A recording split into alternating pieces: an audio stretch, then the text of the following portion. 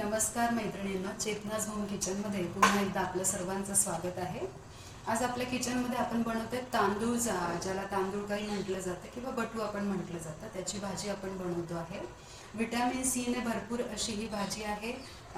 बाळंतपणामध्ये देखील स्त्रियांना दिली जाते। गोवर झाल्या, कांजण्या झाल्या त्याच्यामध्ये देखील आपण ही भाजी बनवून खायला देऊ शकतो। औषधी गुणधर्मयुक्त असलेली अशी ही तांदूळक्याची भाजी अगदी सोप्या पद्धतीने आपण आज बनवणार आहोत। तर इथे मी कढई घेतली, कढईमध्ये तेल टाकून ठेवते। तेल कमी जास्त आपल्या हिशोबाने आपण घेऊ शकतो। आजकाल बरेच जण तेल कमी खातात, तुम्ही तेल कमी देखील टाकू शकता। भाजी मी आधी स्वच्छ धुवून घेतली, 10 मिनिटं पाण्यामध्ये भिजत घातली होती। त्याच्यानंतर म्हणजे त्या पाण्याने जी काही माती चिकटलेली असते ती निघून जाते। मग मी चाळणीमध्ये काढली, त्याला 2-3 पाण्याने स्वच्छ धुतली आणि मग त्याला मी थोडीशी जाडसर अशी चिरून घेतली। अगदी बारीक नाही चिरली, तुम्ही बघू शकता। तुम्हाला बारीक हवी असेल तुम्ही बारीक देखील चिरून घेऊ शकता। त्याच्यानंतर मी इथे आलं लसणाची पेस्ट आहे, आलं लसूण हिरवी मिरची, आणि मी हा कांदा थोडा चॉपरमधून बारीक करून घेतला आहे। कांदा टाकायचा असेल टाका, नसेल टाकायचा नाही टाकला तरी चालू शकतो। तेल तापलेलं आहे, आता आपण मोहरी टाकतोय, थोडंसं जिरं,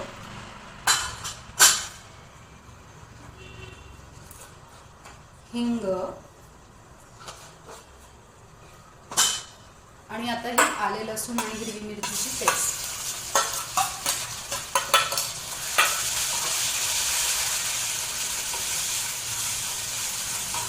तसंच कांदा पण टाकते मी याच्यामध्ये। आता थोडंसं प्रमाणातच आपल्याला कांदा परतायचा आहे, कारण आपली भाजी शिजता याच्यातला कांदा शिजून जाणार आहे। त्याच्यामुळे त्याला कांदा शिजवत बसायची काही खूप गरज नाही।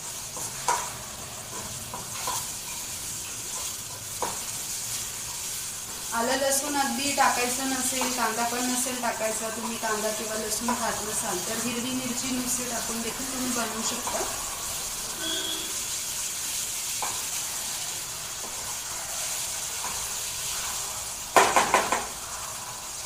आता इथे थोडा कांदा परतून झालाय, आता आपण टाकतो हळद।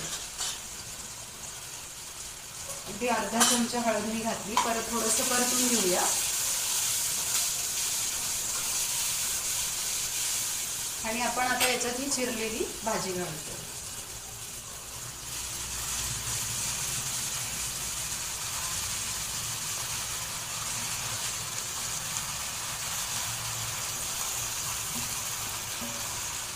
आता ही भाजी शिजून खूप कमी होते, त्याच्यामुळे तुम्हाला असं वाटेल की एवढी सारी भाजी आणि कढई छोटी, तर ही वाफवून अगदी अर्धी होणार आहे। त्याच्यामुळे मी छोट्याच कढईमध्ये बनवते।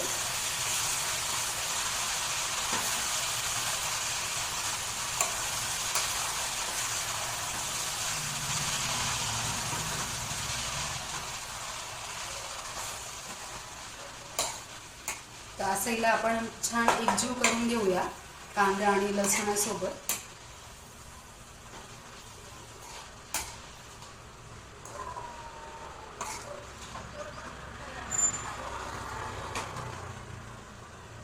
बघा किती कमी झाली ती वाफेमध्ये। आता एक 10 मिनिटं हिला आपण बारीक मंद आच करूया गॅसची, आणि त्या आचेवरती एक 10 मिनिटं होऊ देऊ। त्यानंतर मीठ टाकू आपण याच्यामध्ये आणि परत थोडंसं तिला आपण शिजवून घेऊया। तर आता आपण याच्यावरती झाकण काढतोय आणि आपली भाजी बघतो किती शिजत आहे। तर ही बघा आपली भाजी एकदम अर्धी झालेली आहे। आता आपण याच्यात मीठ टाकणार। आपण मीठ आधी का नाही टाकलं, कारण ते मिठाचं प्रमाण त्या भाजीनुसार जास्त झालं असतं।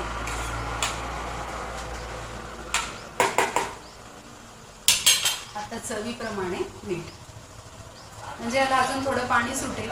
मग मी मात्र याच्यामध्ये दाण्याचं कूट टाकणार आहे आणि लाल तिखट टाकणार आहे। तुम्हाला जर ते अवॉइड करायचं असेल, तुम्हाला दाण्याचं कूट नाही टाकायचं किंवा लाल तिखट नाही टाकायचं, तर तुम्ही मीठ टाकून एक परत 5 मिनिटं तिला वाफू द्या आणि मग गॅस बंद करा, तुमची भाजी रेडी आहे। पण मला लाल तिखट आणि दाण्याचं कूट टाकायचं आहे, त्याच्यामुळे मी थोडं 5 मिनिटं अजून हिला वाफ येऊ देते, पाणी सुटेल मिठामुळे आता, आणि मग मी दाण्याचं कूट टाकेल। आणि अजून एक गोष्ट याच्यामध्ये आपल्याला टाकायची, ते म्हणजे आपल्या मनाचा एक चांगला भाव, की आपण जी गोष्ट बनवतो आहे किंवा आपण एखादा पदार्थ बनवतोय आणि तो मनापासून कुणीतरी खावा, सगळ्यांना आवडावा ही आपली इच्छा असते। म्हणून आपल्या मनाचा चांगला भाव देखील त्याच्यामध्ये उतरू द्या। तर आपण कुठली मिरची वापरतो त्यानुसार तिखटाचं प्रमाण मी म्हटलं आपण कमी जास्त करू शकतो, त्यानुसार तुम्ही अंदाजे मिरची टाका. फिकं खात असाल कमी टाका, तिखट हवं असेल जास्त टाकू शकता.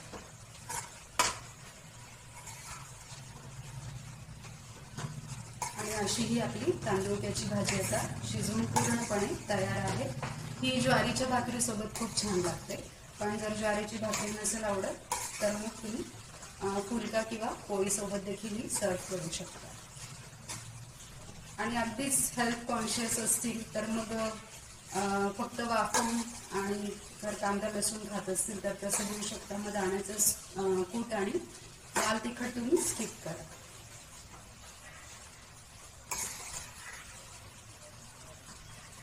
आता मी गॅस बंद करते. एक आपण 5 मिनिटे याला झाकून ठेवू. आपली भाजी पूर्णपणे वाढण्यासाठी तयार आहे.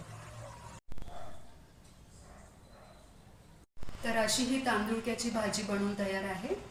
तुम्ही पण बनवा, याचा आनंद घ्या आणि तुमचा अनुभव माझ्यासोबत शेअर करायला विसरू नका. त्याचबरोबर माझ्या चेतनाज होम किचन या चॅनलला सबस्क्राईब करायला विसरू नका. धन्यवाद.